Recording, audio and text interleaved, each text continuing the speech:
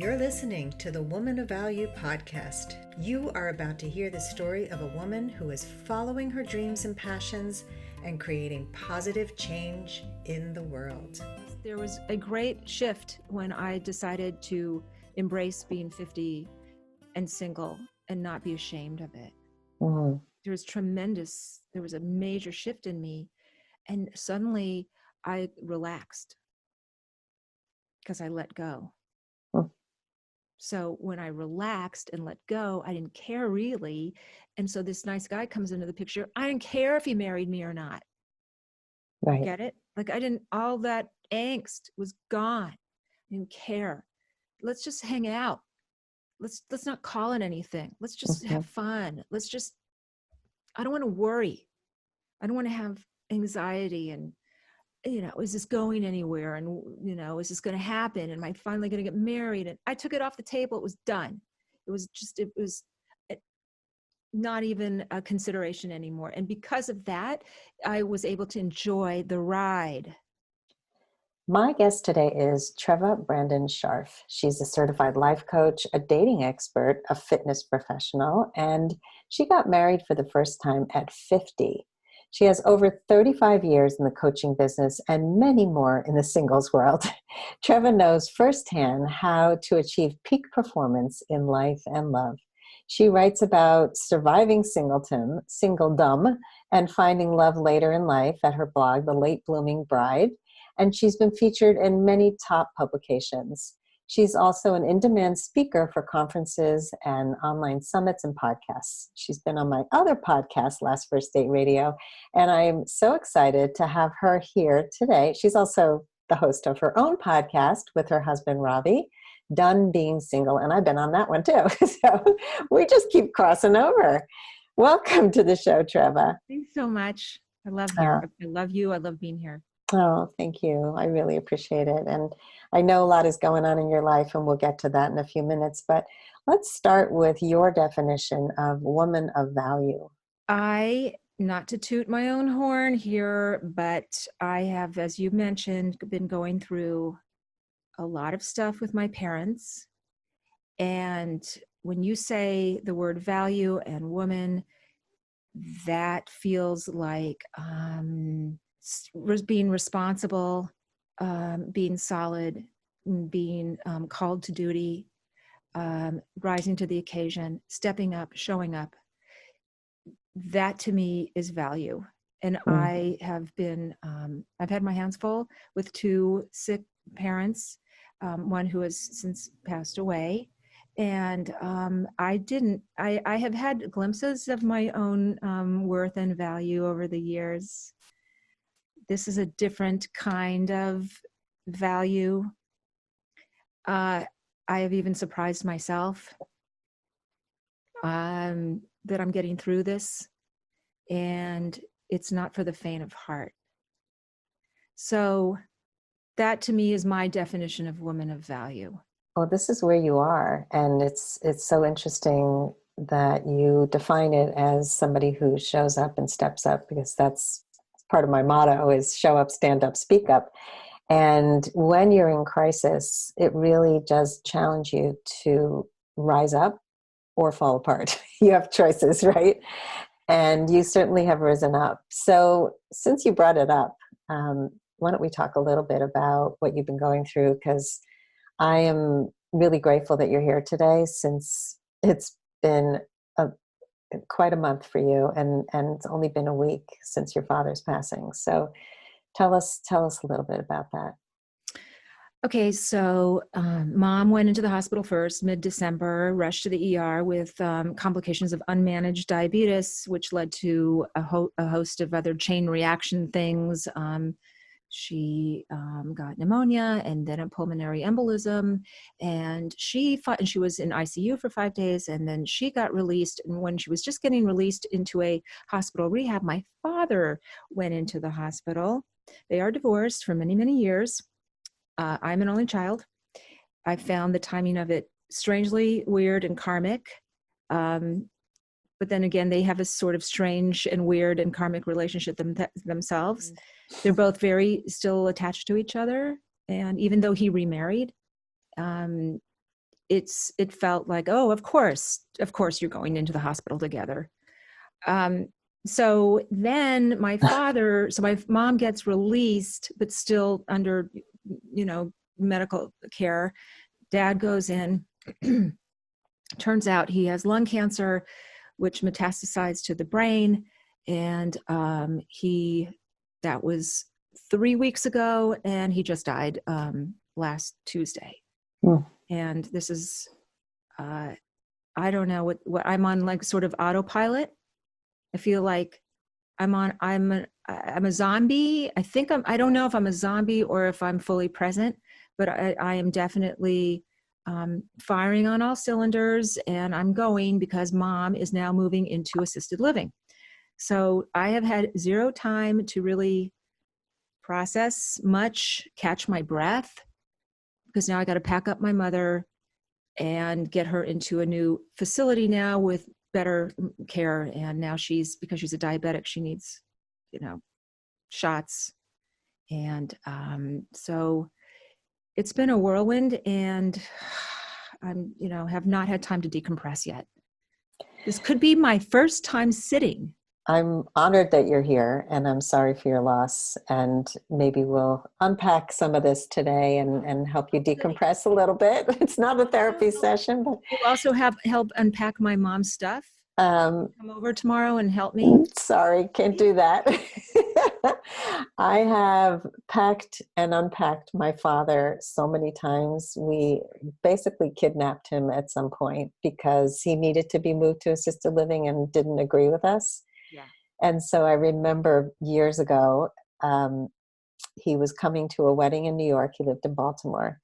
And we saw that he was declining. He was falling. He was not taking care of himself. And so we said, we have this place and you could try it out for a couple weeks. And if you don't like it, it's fine. And then we went to his apartment, cleaned it out, got everything out, moved him up, never told him how much it cost. We did everything behind his back. My brother managed his finances. But, sometimes you just have to pull it together in the most difficult times. And I can relate to so much of what you're saying. And so I'm really sorry. And I'm sure that it brought up all kinds of things for you. So tell us, a little bit, your parents were divorced. How old were you when they got divorced? I think around 8. Oh, you were really little.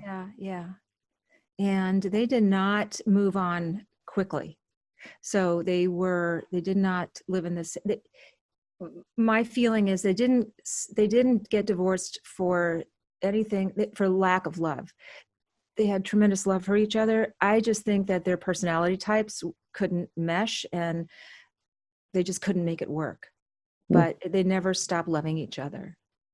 And because of that, it put me in the middle a lot, and sucked into their drama too many times. And, most kids want their parents to stay together forever. No, I knew it was so unhealthy and so dysfunctional. And I knew that they needed to go their own ways. And yet they didn't for a really long time, even though my mom had a couple boyfriends in the beginning. And then my father he did at some time have a girlfriend. I mean, it took forever for them they had so much unfinished business with each other. And I didn't care, because now at that point, I just sort of intuitively knew. First of all, I think because I'm an only child, I maybe had more observational skills or intuition, or I just knew they weren't supposed to be together. And then by the time I started to grow up, I didn't care anymore. I already liked boys, and I was like, I don't care what you two do. Just leave me out of it. Get me out of your drama. Stop sucking me back in. Stop putting me in the middle, pitting me against each other, and, having me like relay messages back and forth to them. It was really not a cool thing to do to a kid. And then it took a while for them to feel comfortable moving on with other people, which I don't think helped me in my development. I had 0 role models for healthy love. I mean, I didn't know what it looked like.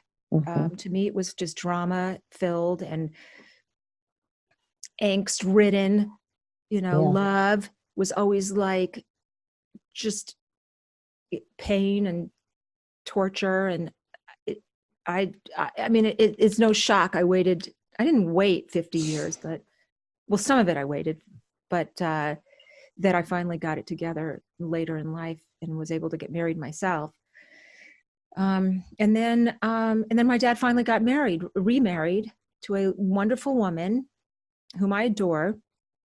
And he's been with her all these for 22 years married, but more before that. And so I guess, they say your father is your first, I don't want to say love, but I've heard that before, that, your dad is kind of the bar and the template. I don't know what is the word. It's a model. It's what we model our relationships after our parents, in general, regardless of how healthy or unhealthy. But the father is what you look to for a model for other men. I think that's what we do subconsciously. So he goes, and I had a very strange reaction.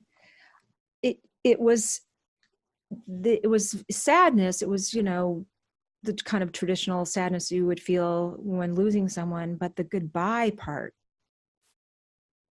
that was really brutal on me. It was really, it was like made me anxious. It made me nauseous and nervous and like, hyperventilating type. I've never lost anyone that close.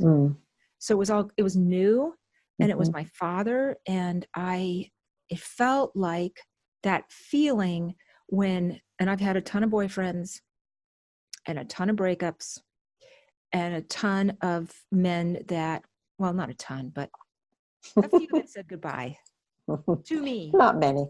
Yeah, not many. But I know, I've had it enough. I've been on the receiving end of breakups enough to know the feeling of being left. And this hit that button. It was weird. Like, I remember right before I was laying on my bed. Oh, I had come home from saying goodbye to him, and I was laying on my bed, and I just was so anxious. I thought, what the hell is this feeling? It feels familiar. I've had it before, and oh my God, it feels like when a boyfriend would break up with me, kind of that goodbye forever.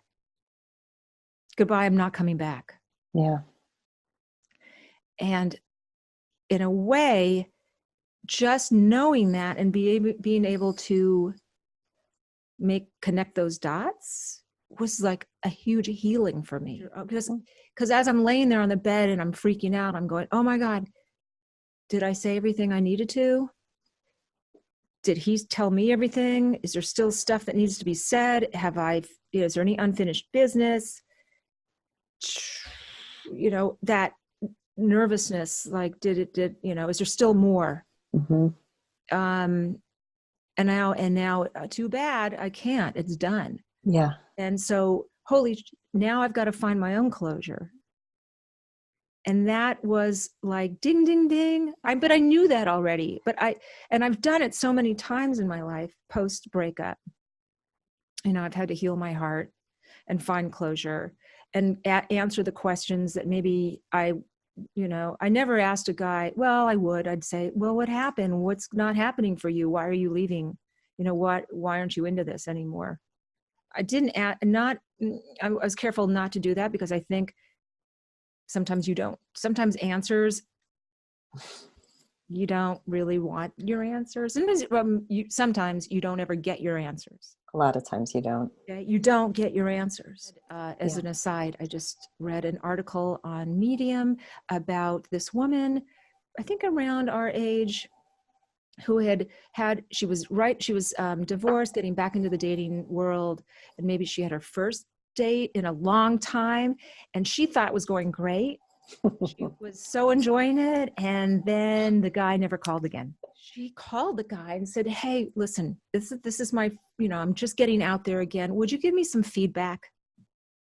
And I don't even know why I'm telling you this story, but there's some connection. There's some relevance to this story. Closure. And he told her, he said, you're a very nice person. I enjoyed the evening, but you seem, you're guarded, and there was another word, you're guarded and you're something else. And it healed her. Wow. It kind of, the minute he told her that, it changed everything. And he was brutally honest with her. So in a way, I'm getting your answers can work. In her case, it did. Sometimes you don't get your answers, and sometimes you don't want answers. Right. I love how you tie it all into dating and breakups with your father dying. But well, but it all makes sense because my brain works that way too. I connect everything. My son is like, where the hell are you going with this, Mom? But I think, it's like when you have some unfinished business somewhere, it can come back and you go, oh, wait a minute. I thought I was done with that. But maybe I still need to connect these dots. And what's my father's death teaching me? Like, I think that it's going to keep revealing itself, the messages, the things that are unsaid can be said in an article. They can be said to yourself in a meditation and in some other way. They don't have to be said directly to him, because with limited time, we can only say what we can say. And, and you did the best you could. And I think that's an important thing to remember in general, that often we beat ourselves up after the fact of anything, a breakup, a loss of any kind. And we think, what did I do? What did I do wrong? What's wrong with me? And just knowing I showed up. You said it at the beginning. I showed up. I stepped up. I did the best I could. Yes, I'm kind of proud of myself. It's not over yet. We still have to get my mom settled and unpacked and, get the whole thing, hopefully without, incident. Because she's kind of like your dad, Yeah. She has there's a stigma surrounding assisted living. And, so I'm hoping that she doesn't give us a hard time. Oh, she probably will. Like my dad, very proud, very tough and proud. I'm really conscious of the self-care right now. Yeah, really important. Because I'm being pulled in so many directions and spread so thin that I'm being super, super conscious of my own self-care in this process, in this experience. So what does that involve for you? A lot of deep breathe. Okay, first of all, so coming into all this, I had pneumonia. The last few months have not been easy. So pneumonia, beginning of September for, oh my God, a month and a half. So I've been doing deep breathing anyway, but I find that the deep breathing work, the breath work, is really good for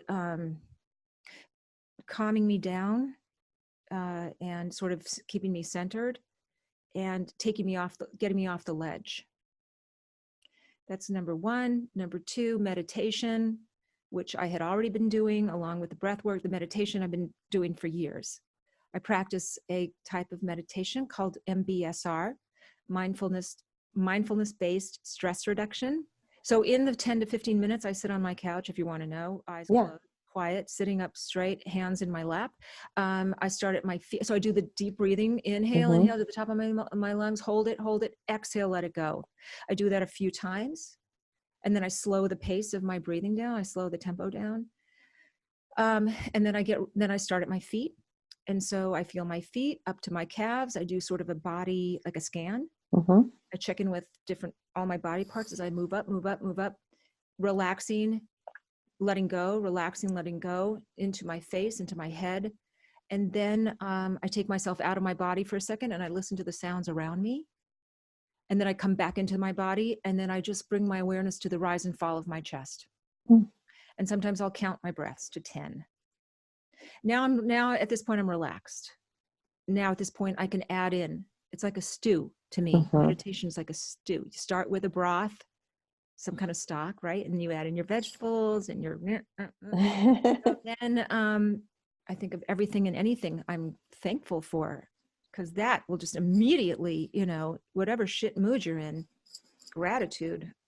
I'll snap you right out of it. So I start with gratitude, which always starts with my husband, Robbie, who is always a man of value, but in this case, under these circumstances, has become like a Superman of value. I am so blessed to have him in my life. I say it to him every day. Because like I said, I'm an only child, and I'd still do everything. But having someone, oh, and by the way, when you're an only child and you do finally have a partner, it's so shocking that you have I can't, sometimes I still can't believe my good luck. Where did you come from? Who are you? Right. You're helping me. What? I get help? Someone is here to help me? Holy shit. So gratitude goes into, segues into forgiveness work. That is some heavy, powerful stuff. That is mind-changing, life-changing. Forgiveness. Does that include yourself? Yes. Yes, starts with myself, and then to other people. I find that holding grudges is the worst thing you could do for yourself. It is like carrying a big boulder, giant boulder, immovable, right, in your soul. Yeah. It will free you when you start this. So I see pictures of people actually in my mind's eye, and I'll see their face, and I will send them off with love, and I forgive you.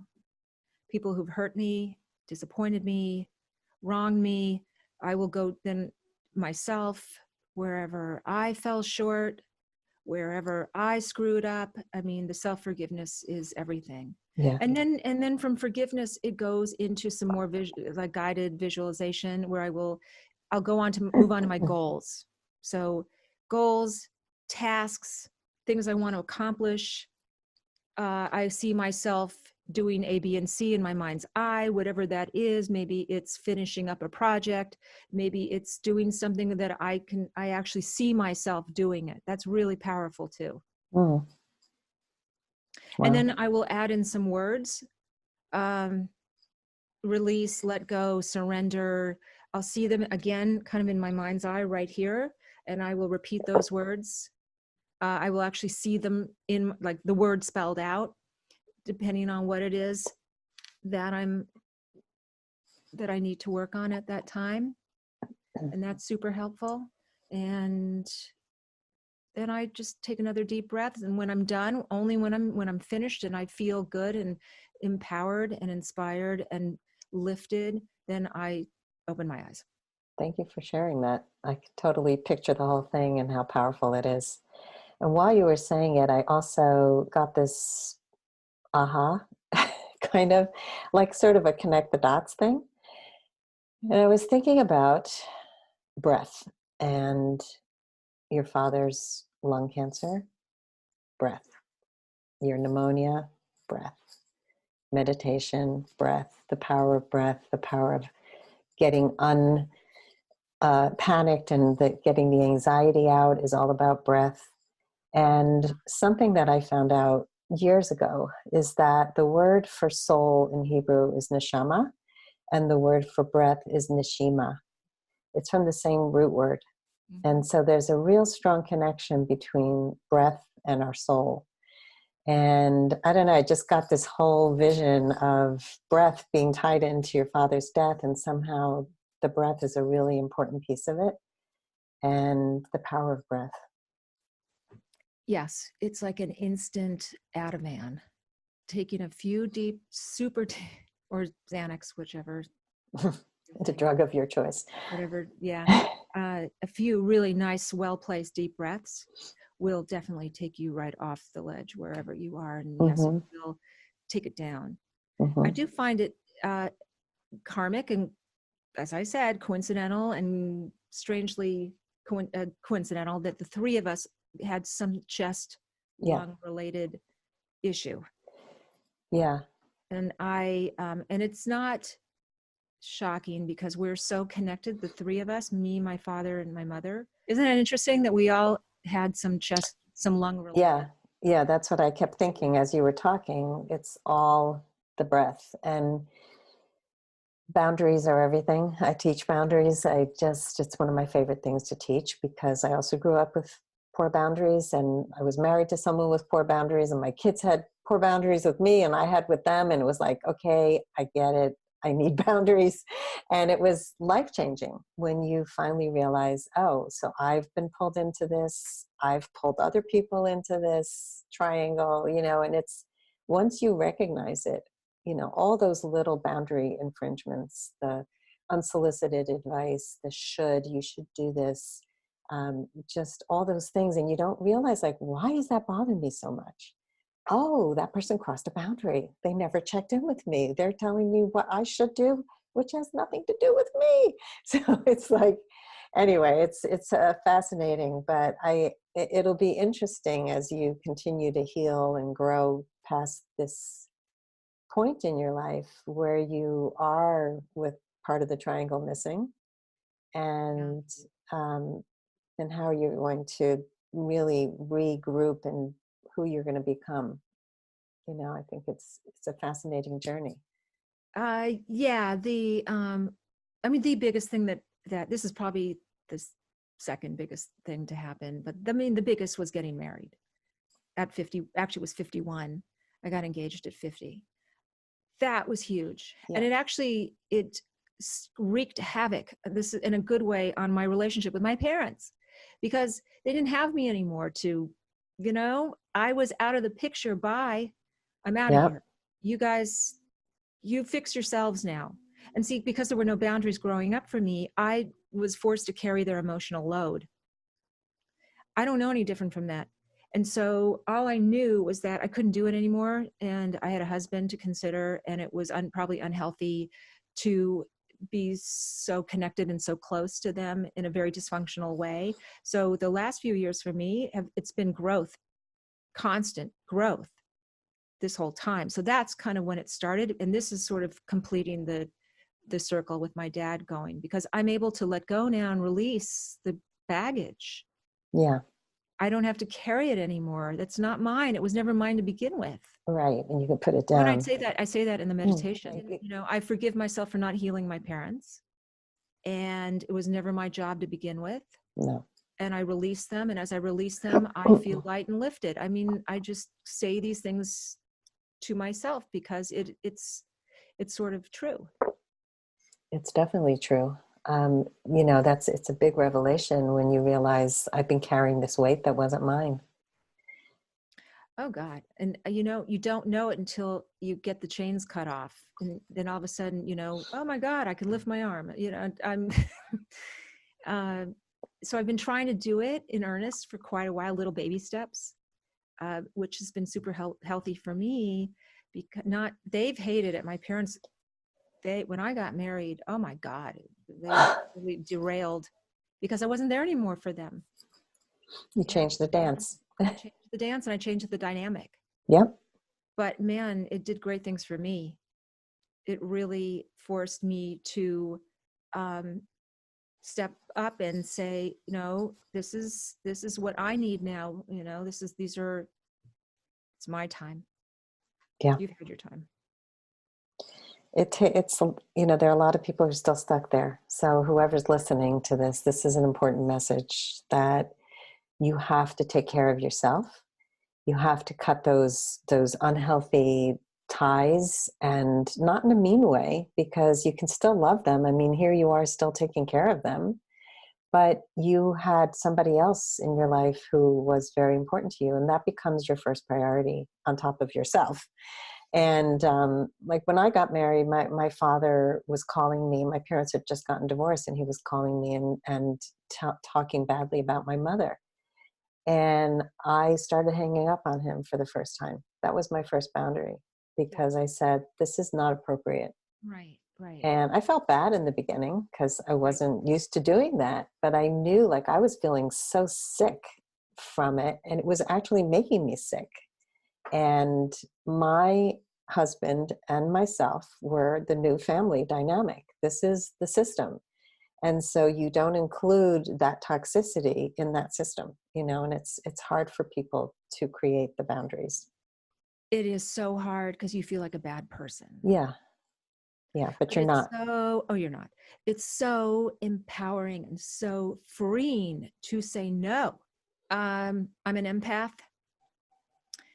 So I take on people's pain pretty fast. Although I used to take it on. Let me rephrase. I identify it very fast now, and on a very intuitive level. I can start talking to a potential client, and I can tell you exactly why they are the way they are, why they are overweight, why they're out of shape, why they're lazy, why they hate themselves. I mean, I can feel it. Mm-hmm. I know, and as a result, I know how to proceed with them. So that's good. It helps a lot in my business. A ton it helps, because you're almost like, the minute I can identify who they are and their psychology and their soul, the work it comes a little easier that way. So let's take us all back to meeting Robbie and like that whole big aha and change, and what happened to you when you turned 50 and changed your whole life. So I was at a pretty dark, bad time in my life. It wasn't horrible, but it was definitely the perfect storm of despair. I was about to turn 50. I wasn't yet married. I had tried and was unsuccessful at having kids.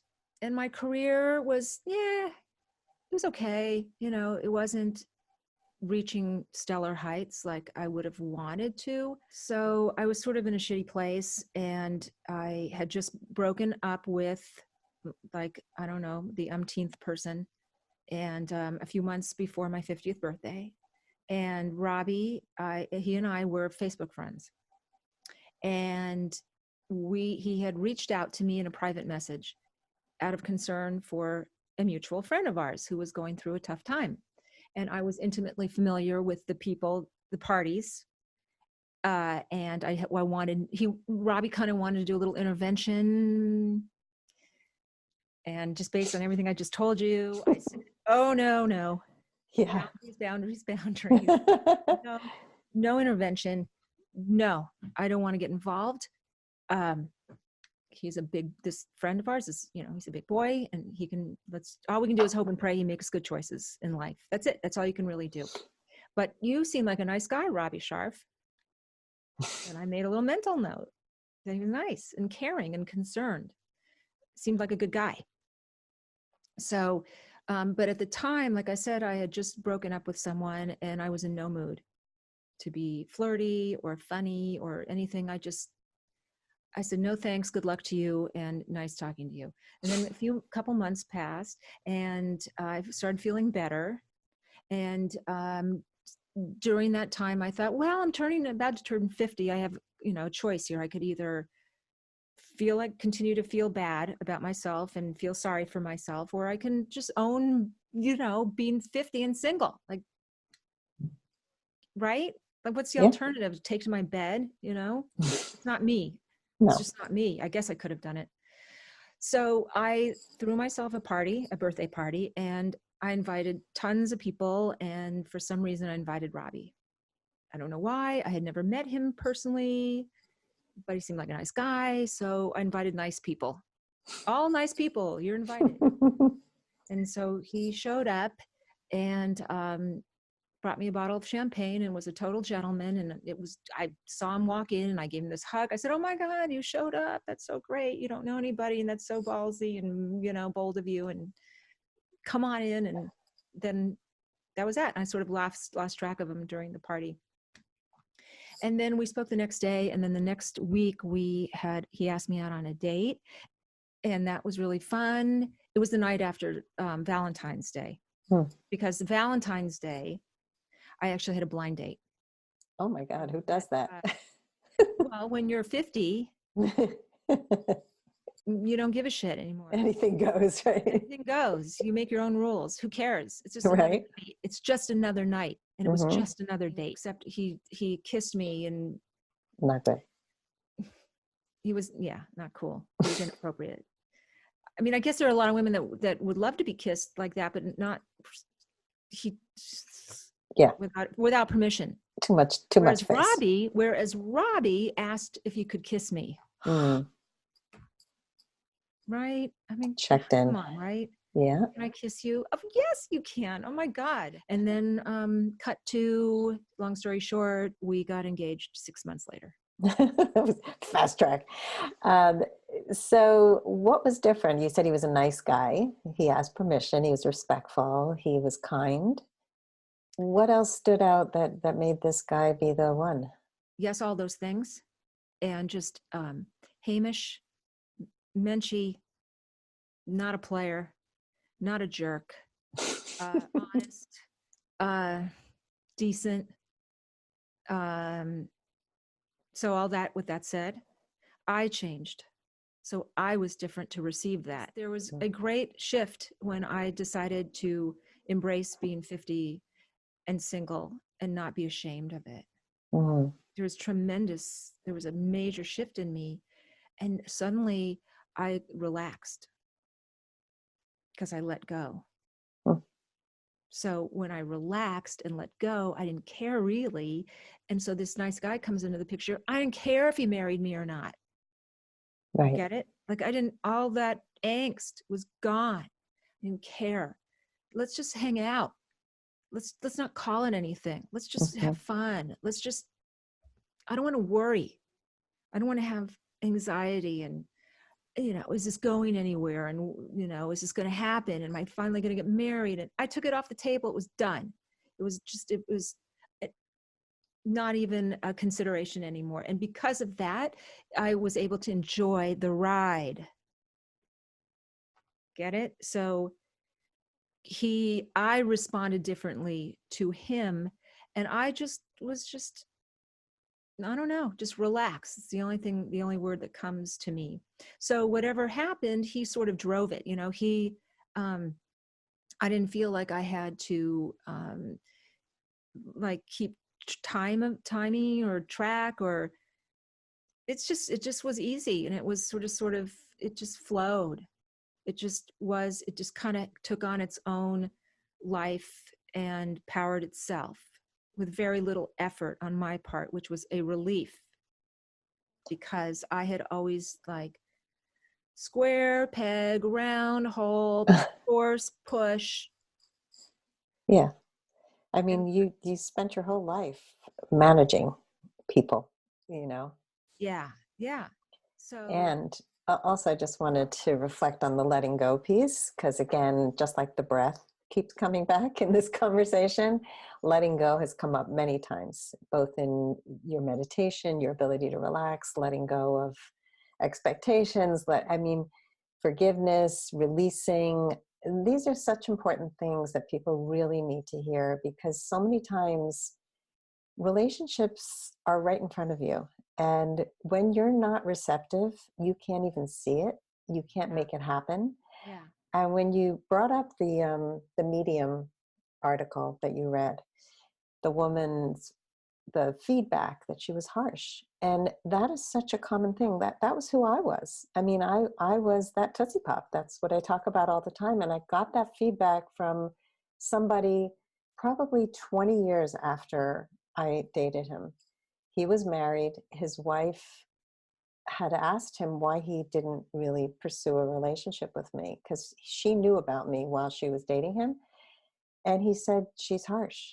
I was like, whoa, I had no idea I was coming across that way. But it's that sarcasm, the guards, and I'm tough, I can handle it, I'm the Maytag repair woman, that is how most of us go through life, after heartache, after pain. Yeah. It's something that needs to happen organically. You can't hurry it up. Yeah. I can say to you that I wish I knew all this 10, 20 years ago, because I think I was meant to meet Robbie, so it couldn't have happened 1 minute before it did. Yeah. But I will say that your energy and the way the frequency at which you vibrate is everything. It is. it's so subtle too. I remember a guy running into a guy I had an online date with, and he said to me, I really liked you, but you seem so sad at the time. What? Right? That leaked out of me. I did? Yeah. Holy shit. I had no idea. Yeah. And sometimes, like I said, you don't get your answers, or you don't get your feedback, or you don't get input. Mm-hmm. You just have to stay as connected and mindful and present with yourself, and observant and aware of what energy you're giving out. Yeah. And we And often can't see it. It's really hard. It's really, really hard. Sometimes you have to hit bottom. Sometimes you have to give up, and in a good way, give up. And I did. Mm-hmm. I really did. And I also on Medium read an article about self-acceptance versus self-improvement. Oh my God. Oh, that's a good one. That topic comes up all the time in my Facebook group. And it's the topic of, everybody tells me I have to love myself more. I have to do more work. And it's like, it's pissing me off. I don't want to do any more work. I already feel like I love myself. And I'm like, it's not about loving yourself more. It's really not. It's not like, oh, just another little 10% more of loving myself and self-improvement, read another book. That's not what it's all about. It really is. It's mindset shifts. It's self-acceptance. It's self-compassion. It's self-worth. So, self-acceptance is so sexy. It is. It's so, I don't care. I mean, I know some of the happiest, most attractive women are, I have a couple of friends that are a little on the heavier side, and you wouldn't know it. They accept themselves, and as do other people, because they have such a level of confidence that it's very like magnetizing, you know what I mean? It is. You have a glow, like you really, really do. Yeah. And so I always say that the happier you are being single, this probably, not in every case, the sooner you won't be single, because you will be, whatever work you're doing on yourself, it won't have gone to waste. You know what I mean? Yeah. You will just be a happier, healthier person. Right. Does that make sense? Yeah. I mean, it's the same with the job search. If you're looking for a job and your life is miserable at home and you have nothing going on, you're going to be deflated every single time you don't ace the interview. But if you have a full life, you come into that job interview, you're happier, you're not attached to the outcome. This is a big part of this whole conversation, is being detached from the outcome, letting that go. Because when you're attached, you're putting out this energy of scarcity, and I have to hold on, and oh my God, I can't let go, and there's anxiety. It's like, oh, nobody wants to be around that energy unless you're really a sick person, and you love that, but very few people would enjoy being around that kind of energy. No, desperation. No, not a good look. Does not at all. Good. And I know I make my living in the self-improvement business, so I'm all for it. It's important. It's important to your psyche. It's important to your growth and your continuing evolution to keep, you don't have to be perfect, but keep, at it, whatever that is, right? And as it applies to dating, you got to be willing to put forth effort. You have to. I mean, you got to look good, and you got to take care of yourself. You got to make some effort, but at the same time, you've got to be able to let go of the outcome, to detach, find a balance there where you're doing it for you, whatever that is. And then chances are other good things will happen because of that. Yeah. I've found that it's a little bit of a fine line walking, to accepting yourself as you are, and then saying, okay, well, I can improve upon certain things. Right. It's not from self-loathing that you improve. You're improving because you want to reach even higher heights of, who you're meant to be in the world. And I love when people are always on this path of self-growth, when it's not just some, treadmill or, hamster wheel where you're just constantly there and you're never there really, because you're always feeling like it's not enough, it's not enough, it's not enough. Right. The difference is it is enough. And I have such a thirst for knowledge. It's coming from that space of curiosity, and there's so much out there to learn. Like I want more. So, and the problem is people do get caught up in that analysis paralysis where they just think they have to learn one more thing before they're ready. And it's so important to be out there doing as well as learning. So I just want to put that out there too, because we learn so much in the doing, in the experience of something, rather than the preparation and the thinking, and we're not yet there. Yeah. And then I read another article on me. You read a lot.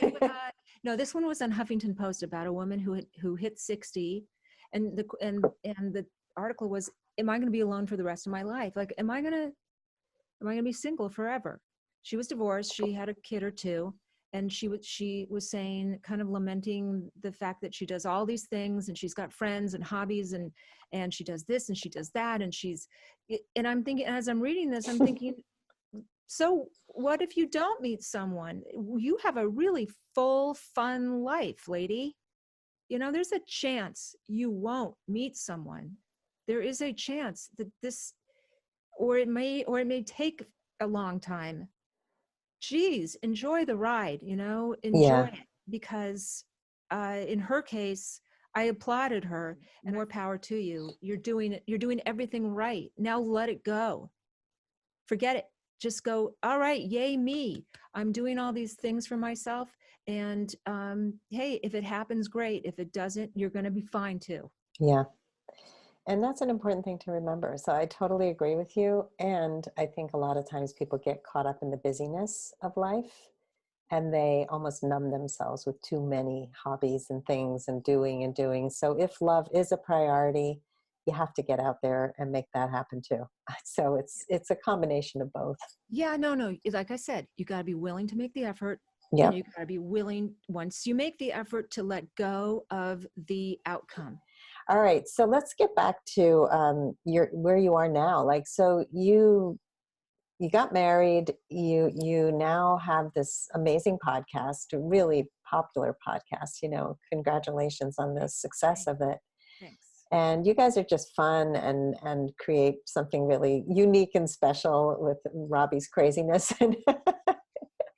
But your chemistry together, and it's for all the fun, it's also a very high class act. Thank you. I like to think that we hit it hard. We probe, we dig, we go deep, but we have just enough comic relief. Yeah. To keep it from getting too dry or heavy. Yeah. It's a nice balance. Yeah. Today's all about balance. Finding that fine line between that's what happens when you're married, when your podcast partner is your 10-year-old husband, as I like to call him, 10-year-old Robbie. Oh yeah, I don't know. 10 is giving him a few years. Yeah, right. A lot of fart noises.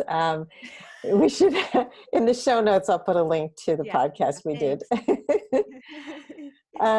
So tell us, so where are you now, and what's your vision for the future, for your work, for your life? I wrote a book based on my blogs, and it's not just the blogs regurgitated. It's what was going on behind the blogs. What was the story? Why those things were happening? What I did. It's honest. It's brutal. It's very open. It's funny. It's prescriptive. It's got tons of how-to and sort of survival guide type stuff to being single. And working title right now is Confessions of a Late Blooming Bride. Love it. A 50-year-old newlywed dishes the dirt on conquering singledom and finding love later in life.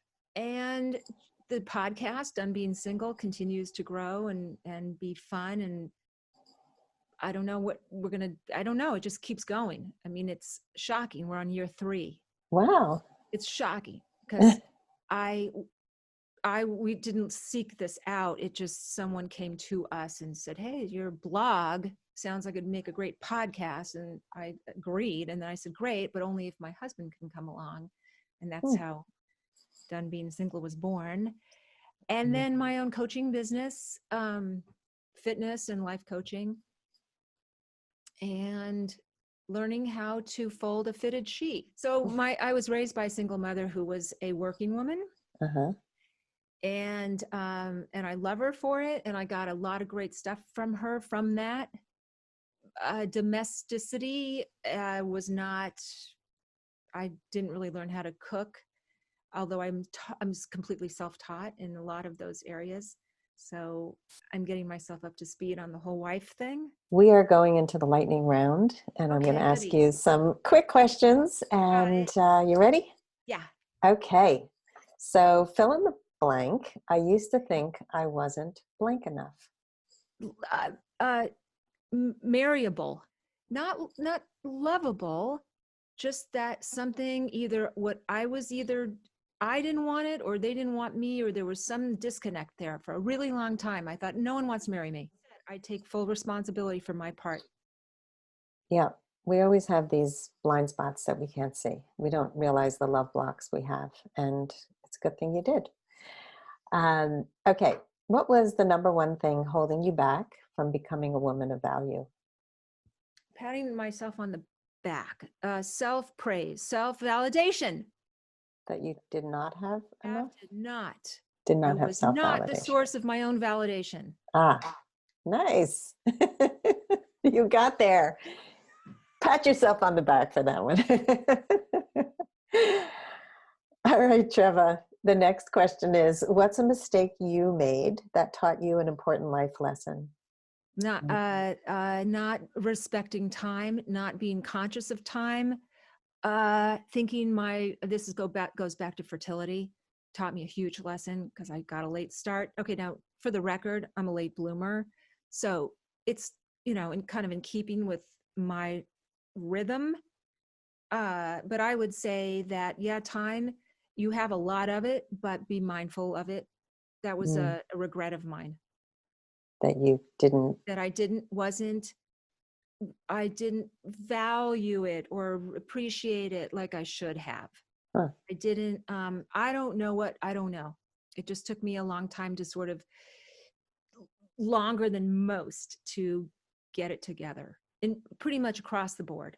What is the best advice you can give to a woman who wants to become more empowered? Do things, engage in activities, and surround yourself with people who will give you validation on a daily basis, that will make you feel worthy. If you have a hard time finding it within yourself, do things that make you feel proud. Do little things, micro steps, baby steps, micro habits that give you a sense of accomplishment. A little every day. A little, advance your life a little every day. Do a little something that's going to give you a sense of pride. Yeah, and I think we often look at the whole staircase. I've mentioned this before on the podcast, but that whole Martin Luther King quote about, we tend to, I don't know the exact quote, but it's like, just look at the first step. We look at, oh my God, how am I going to get up there? And it's like, just take that first step. And often that propels you, gives you that energy to move forward and get to the next step.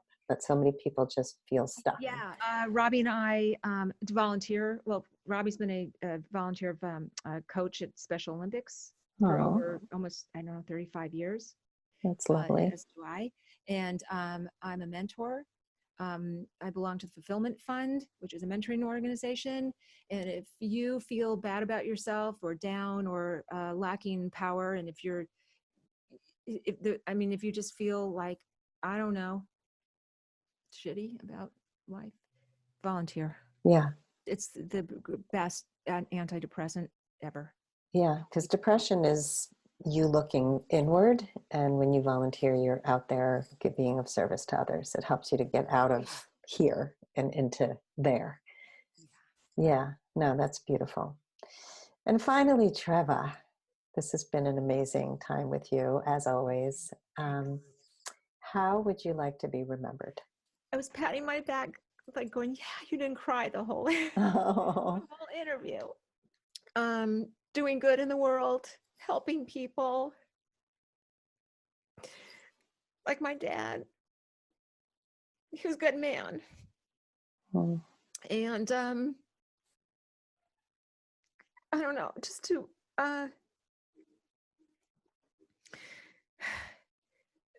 somehow change people, make a difference on a small scale or big scale. I don't know. I kind of try to honor the highest good for all concerned at all times. And I think that's how my father operated too. Sorry. yeah, there's no apologies. No, you are so much that. And even this podcast episode, I'm sure will inspire many people.